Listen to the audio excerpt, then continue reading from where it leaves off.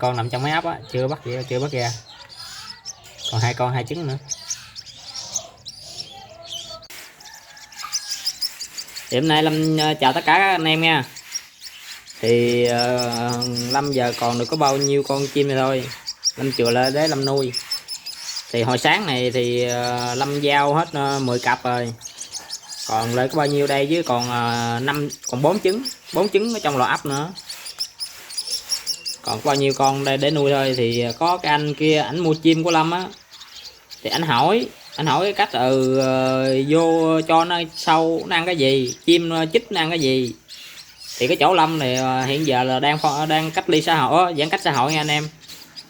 Thì chỗ Lâm bây giờ hiện giờ không đi mua tôm mua tép cho nó ăn được, thì có chỉ là mua dế với mua sâu rồi cho nó ăn được thôi. Thì chỗ nào anh em có cái gì á thì anh em cho nó ăn cái đó. Thì hiện giờ thì Lâm cho nó ăn sâu với dế. Thì sâu trộn giấc sáng này cho nó ăn trộn một phần sâu với một phần cám, trộn lại cho nó ăn. Thì đây thì có chim nở 3-4 ngày thì chim từng lá trở lên thì Lâm bán hết rồi.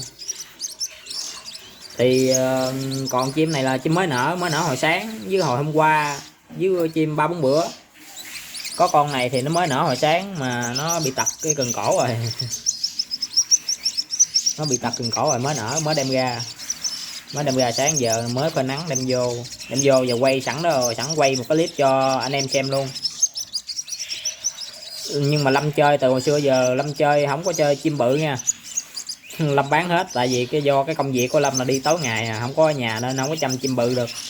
Lầu chích này nè là lên chim bự không có gần gũi nó được á, công việc nhiều á thì không có, nó nhát lắm, chứ lắm nuôi không có được, thời gian rảnh nó chăm nó mới dạng được. Quất này thì Lâm còn 2 cặp quất này thì mua của người ta, cái chỗ người ta đẻ thì mình mua về, mình biết cái nguồn gốc á, mình mua về để là chơi. 2 con này là để là chơi chứ không có bán nha. Bao nhiêu dàn chim đây là để là nuôi hết lên mùa sau, để có sang năm để có clip để quay lại cho anh em chơi. Chứ giờ để cho quay lại cho anh em chơi, chứ để sang năm không có con nào nghe kêu hết. Bây giờ Lâm cũng rảnh rồi, ở lại chơi rồi. Thì giờ có đây thì cho nó ăn sâu với cám mà nó thấy ăn không anh em. Chim thì nuôi thì cũng ok lắm.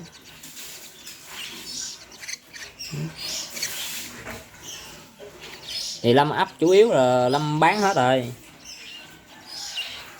bán sáng này bán rồi. Còn một cặp chích bự với một cặp nhỏ nữa, điện lát nữa Lâm điện ông anh ông ra ông lấy. Cặp kia thì 1 tháng mấy tuổi rồi, ra lông rồi.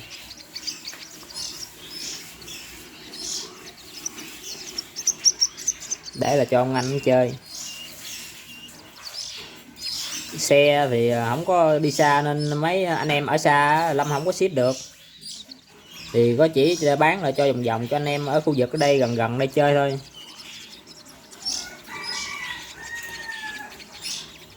Mấy chim này hồi sáng cũng cho ăn rồi, giờ nên nó nó mổ con cút.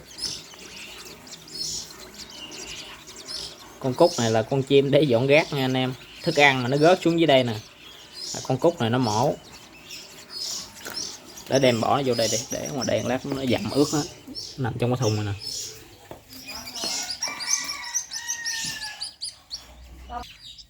Thì Lâm có nuôi mấy con cút để cho nó dọn ba mấy cái thức ăn rớt xuống đó, rớt xuống dưới nền này nè, nó như thức ăn gì nè, nó mổ rớt xuống dưới nền vậy nè.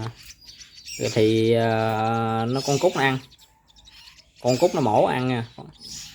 Phải nuôi chung từ nhỏ tới lớn mới được, chứ để mấy con chích này nó hung lắm, phải nuôi chung với nó mới được. Còn mà tự nhiên mà lụm mấy con khác mà bỏ vô là mấy con này nó mổ chết hết.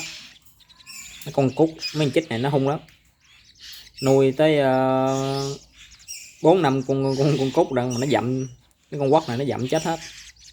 Giờ còn có con một.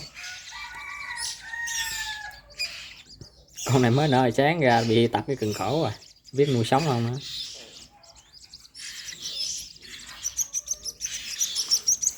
Thì thường thường nếu mà có cá nhỏ hay là có tép có tôm này kia cho nó ăn thì nó tốt lắm. Nhưng mà cái chỗ anh em nếu mà không có thì đó mua sâu với dế cho nó ăn cũng dễ mà.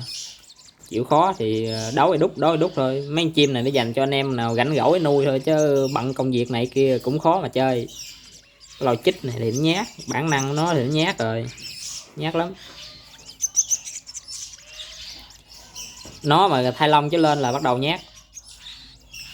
Còn mà nếu mà chăm kỹ thì nó cũng dạng lắm, cũng đẹp lắm. Nếu mà nuôi dạng nó hung lắm nha, lớn lên nó hung lắm. Mấy con trống phải đá luôn á. Hồi hôm qua mới vừa đăng lên, chưa được nửa tiếng đồng hồ đăng bán 10 cặp à. Chưa được nửa tiếng đồng hồ nữa mấy anh em vòng vòng đây bắt hết trơn, không đủ dao nữa. Mấy anh em đòi bắt luôn mấy con nhỏ này, mà mấy con nhỏ này thì không bán. Về mấy anh em chăm không sống, tiền bạc thì bán nó không có nhiều hết trơn á, để mất uy tín hết.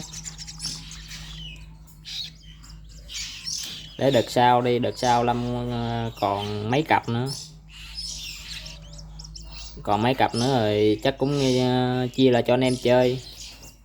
Chứ chích này Lâm nuôi khoảng chừng 10 con à, không có nhiều. Nuôi lên 10 con đó chơi lại sang năm thôi. Quất thì hiện giờ Lâm hết rồi, không còn con nào hết trơn á. Còn có 2 con này để nuôi à, để chơi à, không có bán nữa.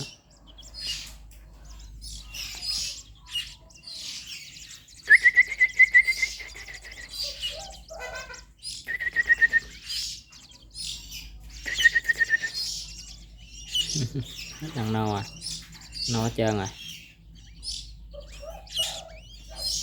Thì cỡ này mà nếu mà nó mổ được á, anh em sắc dưa leo á, dưa leo á, anh em sắc bầm chung vô trộn chung với cám cho nó mổ ăn. Nếu mà có nhà anh em có điều kiện nữa thì anh em mua một miếng thịt heo á, sắc vô ngâm nước xong cái sắc trộn chung với dưa leo với cám gà nè cho nó ăn mỗi buổi sáng vậy đó. Chim nó sung nó bổ, nó có chất như thịt sống, thịt tươi á. Cái lò này là lò ăn thịt tươi, thì cái nào mà có đồ tươi cho nó ăn là nó tốt hơn cám gà. Cám gà chủ yếu là mình ăn cho nó ăn chống nó thôi, đỡ tốn kém. Cái thật sự mò tươi nó thì tốt hơn.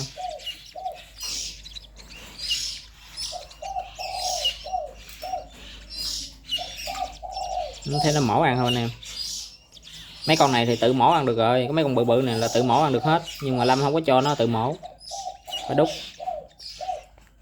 Tại vì nó tự mổ nữa là nó nhát lắm, cho nó tự mổ ăn nó nhát lắm. Chừng nào chim bự bự hãy cho nó tự mổ ăn, nhưng mà tự mổ ăn á là phải chia theo giờ giấc cho nó ăn, chứ không phải là để cám lúc nào cũng trong đó cũng có. Nó tự ngày nào nó cũng có cám ăn trong chuồng hết thì nó nhát lắm. Chừng nào nó đói mình cầm ra nó thấy mình á là nó mừng, là nó đòi ăn. Thì nó biết mình ra thì mình cho nó ăn nên chim nó sẽ dạng hơn. Thì cái đó là kinh nghiệm của Lâm nuôi thôi, 2 năm nay thôi chứ không có gì. Thì nếu mà Lâm có thiếu sót gì á, thì anh em cứ việc bình luận nói Lâm ơi. Thì nếu mà anh em mà thấy hay á, thì nhớ đăng ký kênh của Lâm để cho Lâm có động lực để Lâm quay tiếp, chia sẻ lại các kinh nghiệm khác cho anh em xem. Nếu vậy thì thấy hay á, thì nhớ bấm một nút like, một nút chia sẻ cho em để các em có động lực. Chào tất cả các anh em nha.